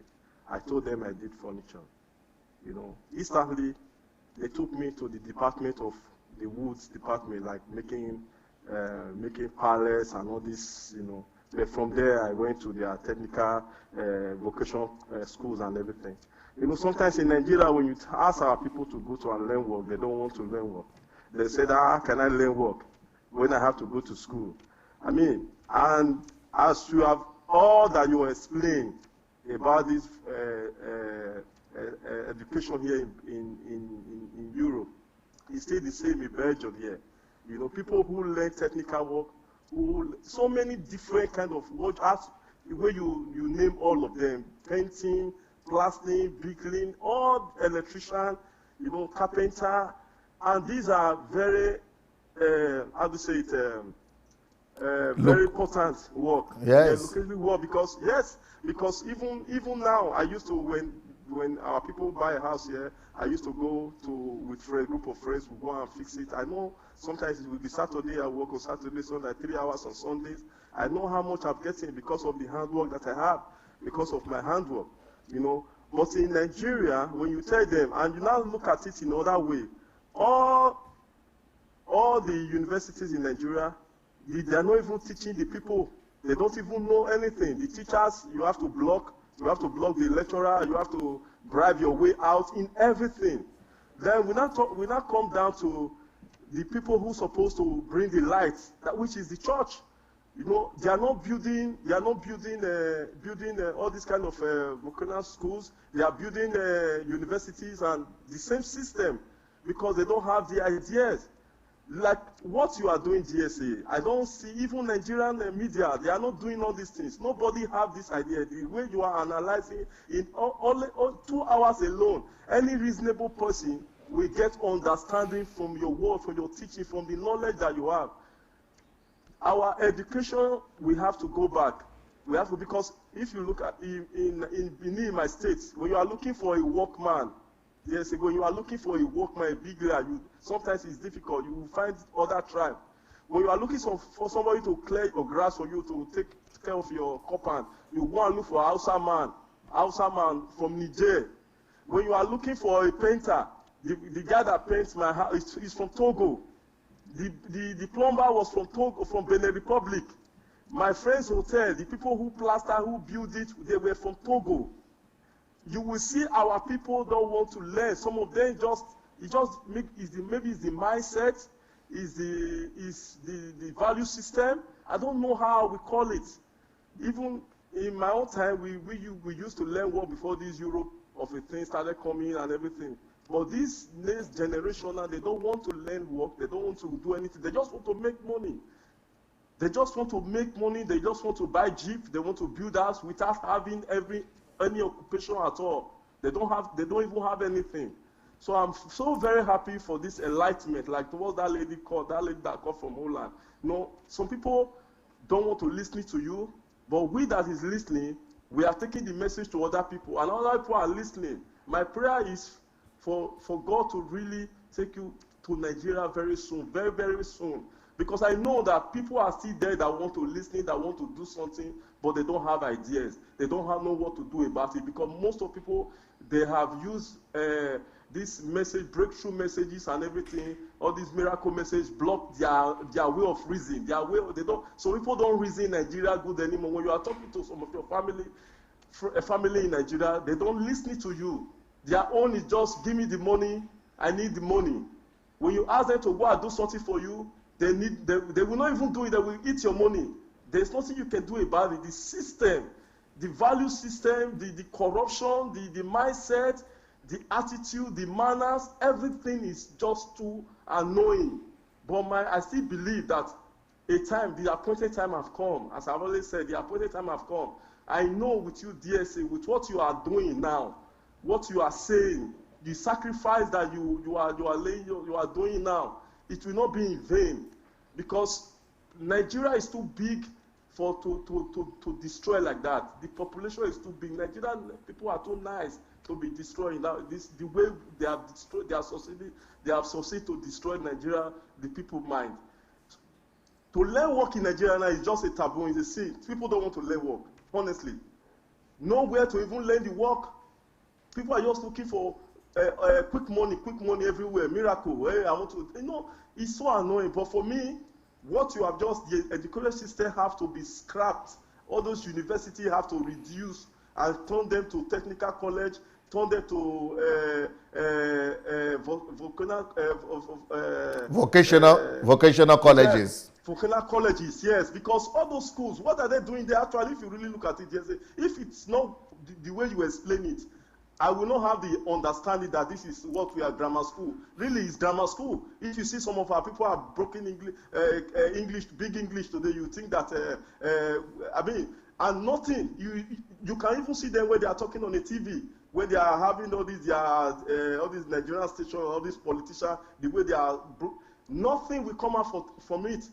And people said they are looking for work. Even when I was in Nigeria, on my age, when I was learning carpenter, I work in a company, Piedmont Plywood Olugbo. There were white folk, people that were controlling the company then. There were people who, if I mentioned this, many people know the company. I was receiving a huge amount because I learned work. I was doing carpentry there. We were making boats. We were making, building a canoe and all this stuff there in that company there. Then when I was still in Nigeria, I was pretty young. I was like on my 21, 22 years then. But now, nothing like that. In Europe here, this is what I'm using. People, if you learn work, you get job. If you go to their school electrician, you get a good job. Look at one of my friends here, because he went to wedding, he learned wedding. He's a Nigerian boy. They gave him a private like a pickup with the company car alone, because he learned wedding. He don't even understand the language because he learned it good.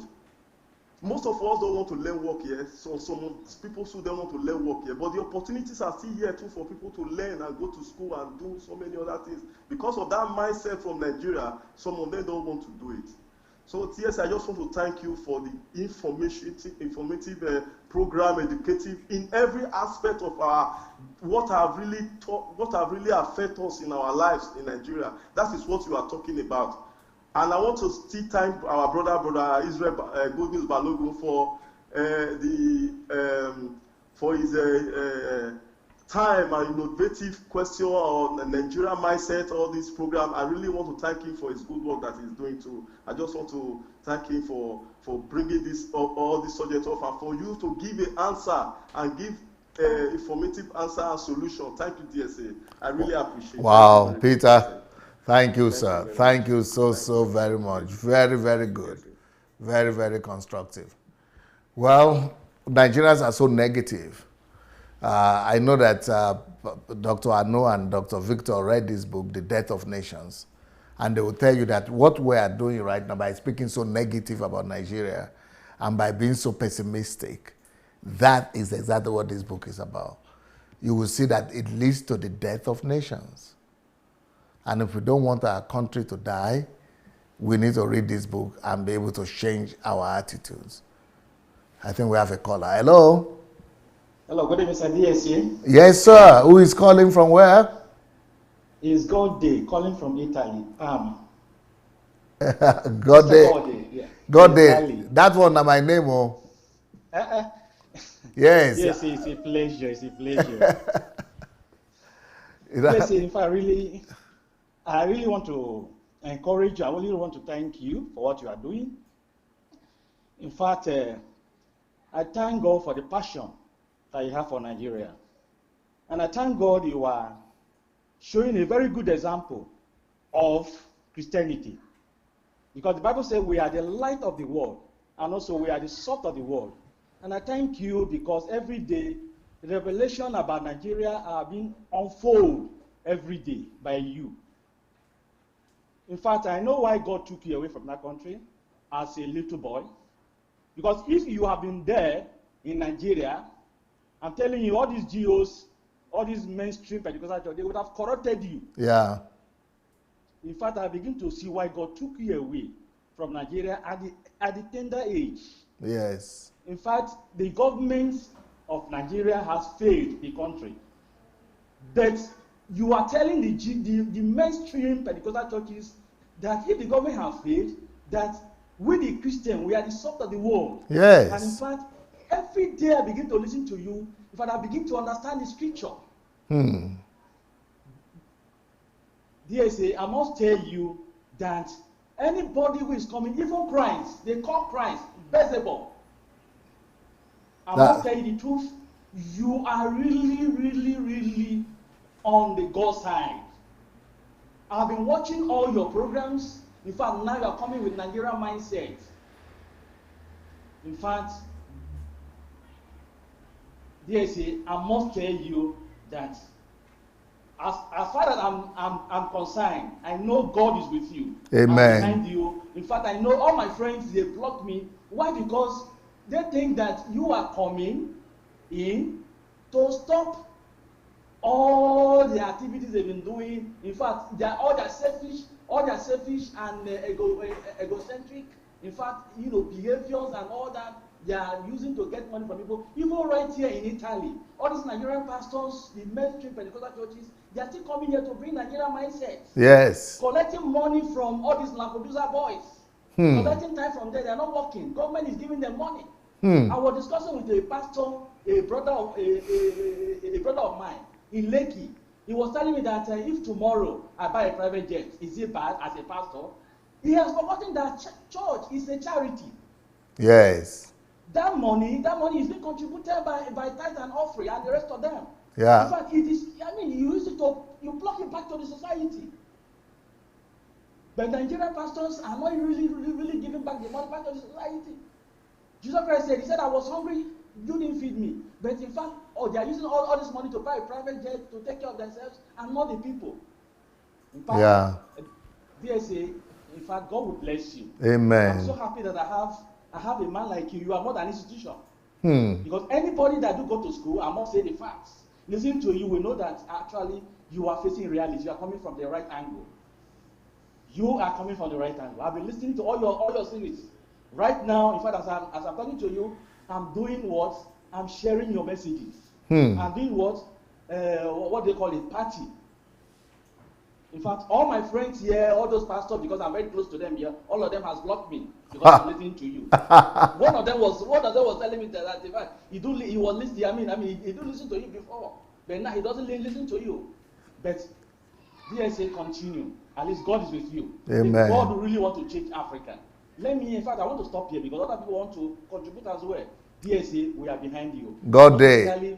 One with God is a majority. Amen. God day. Thank you so much for calling today. Very encouraging. Thank you, sir. Carry on, sir. Thank you, sir. God bless. Yeah. For those people who want to join our team to go to Nigeria and, try to bring a better country about, please go to sundayadelajablog.com/Nigeria. Just go to sundayadelajablog.com, then you put /, then you write Nigeria. So sundayadelajablog.com/Nigeria, and and you will find a form there, the applications. You can fill that up, and that is how you join our team. And for people who want to join the mentorship program, it is sundayadelajablog.com as well, only /mentorship this time, /mentorship. I think we have a caller. Hello? Yeah, DSA, good afternoon, sir. Good afternoon. Sorry, I want to... Yes, who is calling from where? Yeah, this is Solomon Raj. I'm calling from Boston, Massachusetts. Yes, sir.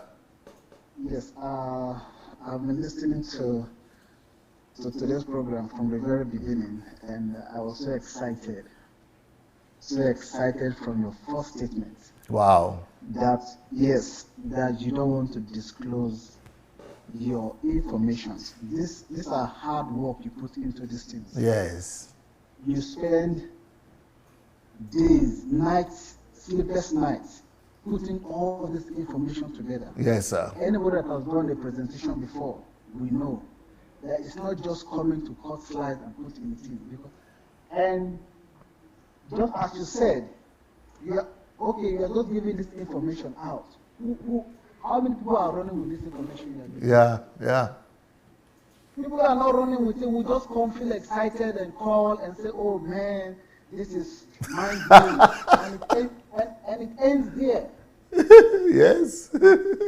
So there was a time I called. I was saying, I was a little bit skeptical to really express myself concerning this question, even though we're talking about mindset of Nigeria. And because of what is going on, some people will come, cut the video, go out there, say all kind of shit they want to talk about, and people are also watching it. People that are watching are just on the verge to attack, to just attack unnecessarily. I want to say thank you for the presentation. It was indeed mind blowing to me. I couldn't. It's just what we didn't even think about. You see, the vocational schools. This is just. I think this is all we need in Nigeria at the moment. Because if we can get this right, the Nigerian education system will be transformed. Yes, sir. Right now, even the teachers we have, they are not being paid. How much are they being paid? Yeah. They are not being paid nothing. And that means as a result, there's no motivation. There's no motivation for them to even go and teach. So how can they be motivated? You've said it all. Right now, we don't have employment. The employment rate is so low that even people are scared of even, creating jobs themselves. Yeah. and they can't create job because they don't have the skills. Yeah. I went to technical college. But even in the technical college, there was nothing. Yeah. They don't have the equipment even in the school to teach. I mean, for the practical, for you to learn the skills. No equipment. We were sitting on the mat. Wow. On the mat, right in Nigeria, before my dad have to come to the school, inspect the school, I said, no, but you can't fit in this school. So it's just like that everywhere. And secondly, I want to talk about regional differences. You know, we have regional differences in education. Like in the north, you see, these people have their own set of religion. That their religion permits things, I don't know how to call it. The religion itself permits some kind of, you know, going to school without chairs. They are allowed it because even in their mosque, they don't use chairs. Yes, so yes. things like that. So those are other areas too. I'm just looking into that. Oh man, regional differences could be a kind of obstacle. But with what you said about incentives, yes, I think that would be a long way. That would be a long way. DSL, I just want to say thank you. But I'm so happy with your statement. I think what you said is just the gospel truth. This information. DSA, you want to try us? If you want to try those of us that have applied in this course, this Nigeria, just invite all of us to Ukraine and see how many people we turn out. Invite all of us. I'm included. Just put a date and say, see, all those guys that have registered, come. I want to start training you now, and see the outcome. Yes, thank you and God bless you. Solomon, you're speaking like Solomon today. Thank you so much, sir. Thank you. All right, guys, that will be the end of it today. And I'll be coming back in the next 10-15 minutes to continue, to talk about the next topic that I'm doing in the evening. The series we are doing is called Understanding Service and Stewardship as the Meaning of Life. So service and stewardship. We will come back in the next 10-15 minutes. Thank you so much. Peace.